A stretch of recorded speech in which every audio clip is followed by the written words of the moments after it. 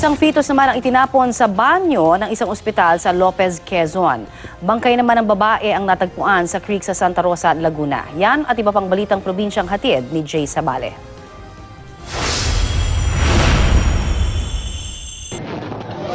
Ang inakala lang na manikin, bangkay pala ng isang babae ang nakitang lumulutang sa isang creek sa Santa Rosa, Laguna.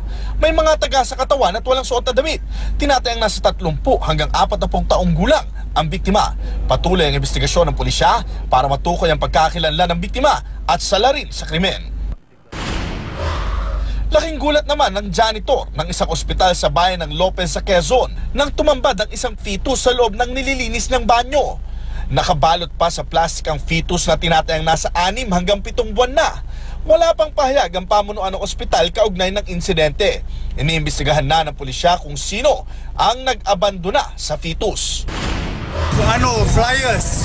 Di nagpapigil sa mga umaawat na traffic enforcer ang umano'y lasing na Indian na ito na nagwala sa harap ng Malolos City Hall. Ayon sa mga traffic enforcer, unang nagwala sa palengke ang Indian na si Amarit Palsing bago nila ito dinala sa City Hall.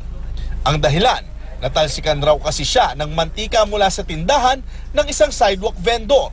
Habang nagwawala, tinangkapan nitong isubsob ang mukha ng isang tindero sa kawaling may mainit na mantika. Plano ng tindero na magsampa ng reklamo, pero ayon kay Palsing, wala naman siyang nilalabag na batas kaya hindi siya dapat kasuhan. Humingi naman ng tawad ang asawa ni Palsing at sinabing lasing lang ang kanyang asawa kaya ito nagwala. Handa rin daw siyang makipag-areglo sa mga naperwisyo. Jay Sabale, GMA News.